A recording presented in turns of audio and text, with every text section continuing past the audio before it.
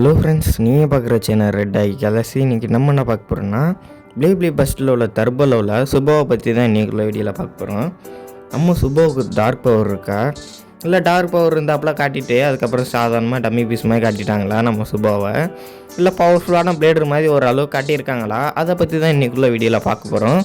நம்ம சுபோவுக்கு dark power இருக்காப்புல ஸ்டார்டிங்கில் காட்டிட்டு அதுக்கப்புறம் பார்த்திங்கன்னா டார்க் பவரே இல்லாத மாதிரி நார்மலாக காட்டியிருப்பாங்க.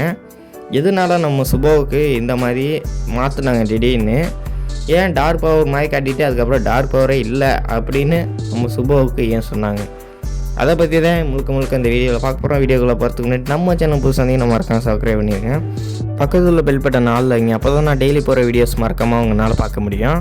சரி, ஓகே ஃப்ரெண்ட்ஸ், வீடியோக்குள்ளே போயிடலாம். நம்ம சுபா பார்த்தீங்கன்னா அவரோட ஒரு மெட்டல்லேருந்து தான் உருவாக்கியிருப்பார்.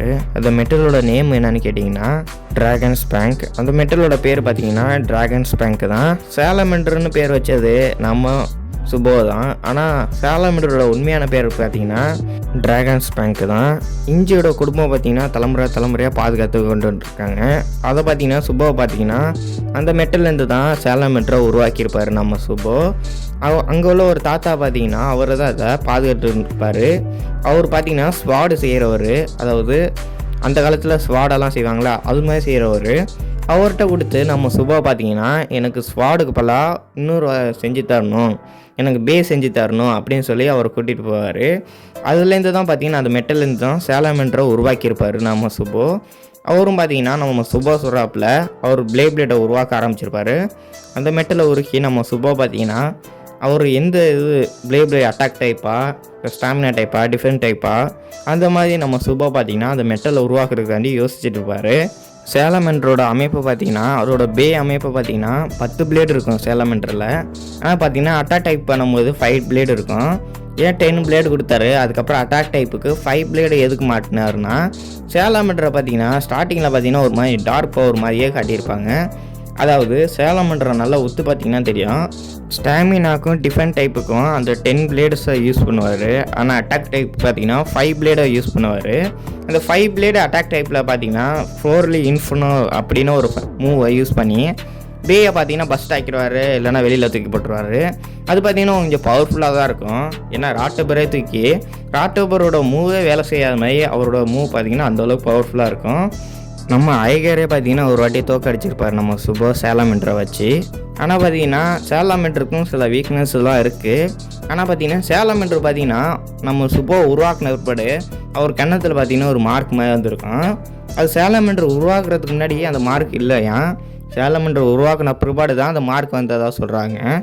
நம்ம சாலமெண்டர் வந்த பிற்பாடு தான் நம்ம சுபோ ஒரு மாதிரி திமுறாக நடந்துக்க ஆரம்பித்தாரா, இல்லை முன்னாடியிலேருந்தே அப்படி தான் இருக்காரா அப்படின்னா இல்லை, சாலமெண்டர் உருவாக்கின பிற்பாடு தான் நம்ம சுபோ பார்த்திங்கன்னா கொஞ்சம் திமுறாகவும் கொஞ்சம் கம்பீரமாகவும் பேச ஆரம்பித்தார் நம்ம சுபோ. சாலமெண்டரில் பார்த்திங்கன்னா டார்க் பவர் இருக்கான்னு கேட்டிங்கன்னா, சாலமெண்டரில் டார்க் பவர் ஸ்டார்டிங்கில் இருந்தாப்புல தான் காட்டினாங்க. அதுக்கப்புறம் டார்க் பவரு சாலமெண்டரில் இல்லை, ஓரளவு நார்மலாக தான் காட்டுறாங்க. டார்க் பவர்னு ஒன்று பார்த்தோம்னா அந்த பார்த்திங்கன்னா டார்க் பவரை உருவாக்க முடியும், டார்க் பவர் வராமல் இருக்காது. அந்த பிளேடில் ஆசைப்பட்டா அந்த பார்த்திங்கன்னா டார்க் பவரை கொண்டு வரும். ஆனால் திடீர்னு பார்த்தீங்கன்னா நம்மளோட சுபோவை பார்த்தீங்கன்னா ஐகரோட மோதின பிற்பாடு, ஐகர்கிட்ட தோற்ற பிற்பாடு அவர் தோல்வினால் தாங்கிக்க முடியாமல் ஒரு மாதிரி இது பண்ணியிருப்பார், டென்ஷனாக இருப்பார். அப்போ பார்த்தீங்கன்னா நம்ம ஃபுஃபுவி வந்திருப்பார். அப்போ பார்த்தீங்கன்னா சுபோவை பார்த்தீங்கன்னா அதுக்கப்புறம் அவரோட தோல்வியை ஏற்றுப்பார்.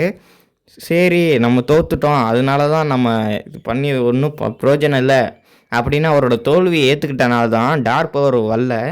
ஆனால் அந்த இடத்துல நம்ம சுபோவை பார்த்திங்கன்னா தோல்வி ஏற்றுக்காமல் நான் எப்படியாச்சும் ஐகரை தோக்கடிச்சிருக்கணும் அப்படின்னு அதே இதில் யோசிச்சுருந்தாருன்னா அவர் கண்டிப்பாக டார்க் பவர் வந்திருக்கும். அவரோட டார்க் பவர் வந்துச்சுன்னா அவ்வளோ பவர்ஃபுல்லாக இருக்கும். நம்ம அளவு பார்த்திங்கன்னா டார்க் பவரில் பவர்ஃபுல்லாக தான் இருக்கும். நம்ம ஐகரே தோக்கடிக்கிற அளவுக்கு பவர் அதிகமாகவே இருந்திருக்கும் டார்க் ரெசனன்ஸ் வந்துச்சுன்னா அந்த சாலமெண்டரில். ஏன்னா சாலமெண்டரில் பார்த்திங்கன்னா டார்க் ரெசனன்ஸ் ஈஸியாக உருவாக்க முடியும். நம்ம ஐகரோட பார்த்திங்கன்னா டார்க் ரெசனன்ஸ் வர ரொம்ப நேரம் எடுத்துருக்கோம். ஆனால் நம்ம சுபோவோட அப்படி இல்லை, சாலமெண்டர் நினச்சிச்சின்னா சீக்கிரமாகவே டார்க் ரெசனன்ஸை வர வைக்க முடியும். அது இல்லாமல் டார்க் ரெசனன்ஸில் ஐகரோட ரொம்ப பவர்ஃபுல்லாக ஆக்க முடியும். ஏன்னா சாலமெண்டருக்கு டார்க் ரெசனன்ஸில் இணையிற பவர் அதிகமாகவே இருக்குது. நம்ம தோக்கடிக்கிற அளவுக்கு நம்ம சாலமெண்டருக்கு பவர் இருக்குது. ஆனால் பார்த்தீங்கன்னா ஓரளவு நார்மலாக தான் காமிச்சிருப்பாங்க நம்ம சுபாவை.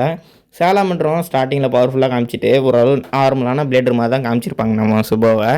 ஆனால் சேலமன்டர் பார்த்தீங்கன்னா அது பார்த்தீங்கன்னா ஒரு பிளாக் ஷேடோ மாதிரி தான் இருக்கும். அது டார்க்னஸனோட ஈஸியாக இணைய முடியும். ஏன்னா டார்க் ரெசனன்ஸ் பவர் ஏற்கனவே சேலமன்டருக்கு இருந்ததை ஒரு குறிப்பிட்ட விஷயங்கள் மூலியமாக டர்போவில் காட்டியிருப்பாங்க. அதை வச்சு நம்ம தெரிஞ்சுக்கலாம். ஏன்னா பார்த்தீங்கன்னா சேலமன்டர் பார்த்தீங்கன்னா டார்க் ரெசனன்ஸில் ஈஸியாக இணைய முடியும். அது இல்லாமல் அது ஒரு கோஸ்ட் டைப் பே மாதிரி காட்டியிருப்பாங்க. ஆனால் அது பார்த்தீங்கன்னா ட்ராகன் டைப் பே. அது மாதிரி ஒரு கோஸ்ட் டைப்பும் ட்ராகன் டைப்பும் சேர்ந்தாப்பில் ஒரு பே மாதிரி இருக்கும். அது டார்க் ரெசன்ஸில் ஒருவேளை போயிடுச்சுன்னா ரொம்பவே பவர்ஃபுல்லாக இருக்கும். நம்ம சுபாவை பார்த்தீங்கன்னா டார்க் ரெசன்ஸை ஓரளவு தான் கண்ட்ரோல் பண்ண முடியும்.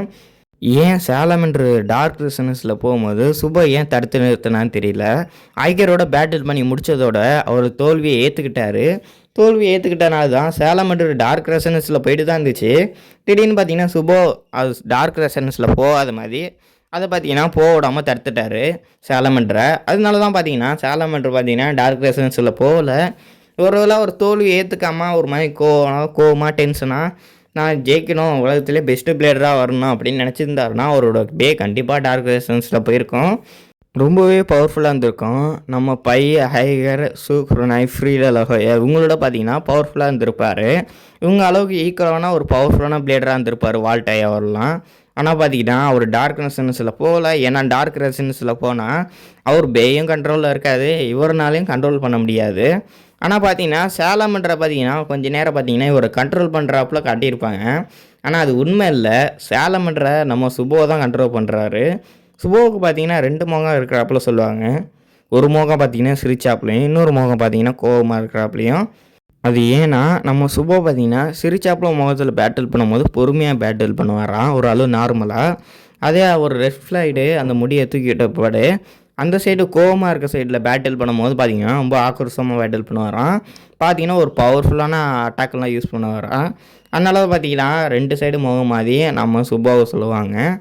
ஆனால் நம்ம சுபோவோட பே பார்த்தீங்கன்னா டார்க் ரெசனன்ஸில் போகல.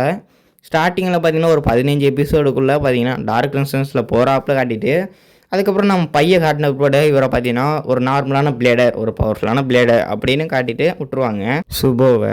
சரி, ஓகே ஃப்ரெண்ட்ஸ், இந்த வீடியோதோட அவ்வளோதான். நம்ம சேலம்ன்ற பற்றியும் நம்ம சுபோவை பற்றியும் ஃபுல் எக்ஸ்பிளேஷன் கிடச்சிருக்குன்னு நினைக்கிறேன்.